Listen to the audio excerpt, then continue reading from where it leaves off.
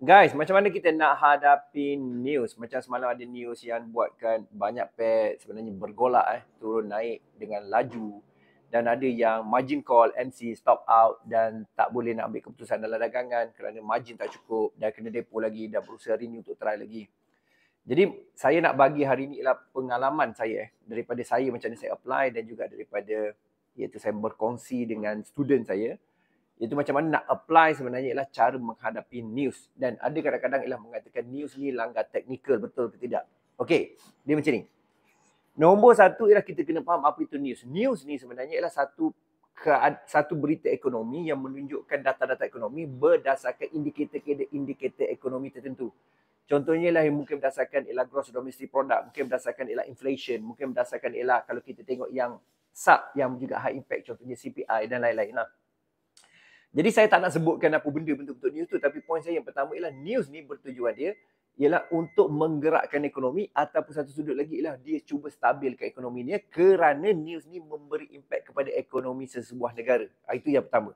Okey, yang seterusnya ialah bila kita sebut pasal news, iaitu news ni dia boleh ada high impact, medium impact, low impact ataupun no impact. Biasanya kita tengok dalam Forex Factory ataupun investing.com kan. Cuma dalam kes ni in particular saya nak fokuskan pada iaitu cara kita nak hadapi news. So yang pertama ialah kita kena tengok news ni apa keadaan kita sebelum kita kata kita trading news. Kita ada 3 keadaan. Satu ialah sebelum news. Satu ialah yang pertama ialah sebelum news. Yang kedua ialah semasa news. Okay, during news. Yang ketiga ialah post news, selepas news. Jadi dia bergantung juga kepada kita ni ada iaitu boleh kata ialah ada position atau tidak. Misalnya, kalau kita tak ada position sebelum news, kenapa kita nak ambil risiko? Contohnya, jadi elakkan news sebagai contoh. Tapi kalau kita ada position, why not kita close je position kita dulu dan tunggu news. Apakah result pada news? Itu contoh dia. Jadi tak semestinya news ni kena trade. Tak semestinya juga news ni juga ialah membahayakan. Kita boleh avoid. Kan? Kita boleh kurangkan impact pada kita punya trading. Satu ialah sebelum news. Nombor 2 semasa news. Of course kita boleh ambil opportunity dan ada ramai yang cuba ambil opportunity target buy atau sell berdasarkan kekuatan USD sebagai contoh semalam FOMC kan. Jadi dia pun layer-layer ambil risiko. Ambil risiko semasa ni. Adakah boleh tak boleh? Saya tak kata boleh, saya tak kata tak boleh. Kerana bergantung kepada you punya risk profile, risk appetite you. Dan jika you menyatakan ialah okay aku nak ambil opportunity kan berdasarkan hal news ni. Jadi ambil lah. Tapi kalau terkena jangan marah. Itu je cerita dia. Alright, dan semasa news ni volatility dia meningkat. Maksudnya ialah dia boleh lari dia punya range pitch dia. Dia boleh lari ialah dia punya kira macam you punya SL, TP mungkin kena, mungkin tak kena.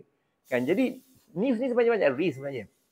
Dan news ni juga ialah kadang-kadang bahasa kasarnya saya kata tempat broker kutip duit juga sebenarnya.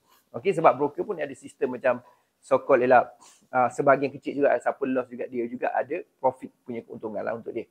Jadi maksudnya ialah tapi nak kata broker jahat tak jahat, tak boleh cakap juga. Pasalnya memang LP pun semasa news lah meningkat sebenarnya sebab itu ada risiko. Pasal apa risiko? Pasal reward boleh tinggi. Kalau reward boleh tinggi, maksudnya risk pada ialah sistem kewangan financial market itu sendiri. Kan kalau kita tengok stok sendiri pun masa kejatuhan pandemik yang 2-3 tahun dulu. Kan jatuh kau-kau, dia sampai short circuit kan. Pasal dia tak nak ialah kerugian melampau. Jadi kena faham. Semasa news boleh trade, tak ada masalah. Tetapi kita gunakan sesuai kesesuaian kita. Okay, macam mana kita nak apply, macam mana kita nak apa kira macam implement dalam trading kita berkaitan dengan semasa news. Alright, dan boleh tak kita masuk news agak-agak good, tak mesti ambil risiko. Of course itu lagi baik sebenarnya, jangan ambil risiko. Trade macam biasa ikut technical. Trade macam biasa ikut technical. Kadang-kadang kena faham news ni orang kata kacau technical. Dia tak kacau, dia mempercepatkan, dia accelerate, dia catalyst.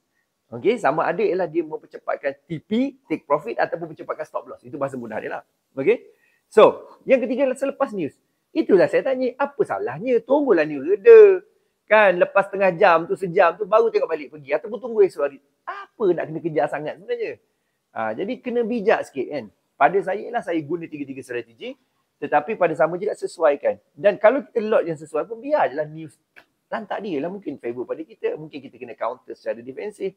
So, poin utama saya lah, iaitu news tidak sebenarnya langgar teknikal sama ada mempercepatkan atau memperlambatkan kita punya profit ataupun kita punya loss. Itu saja.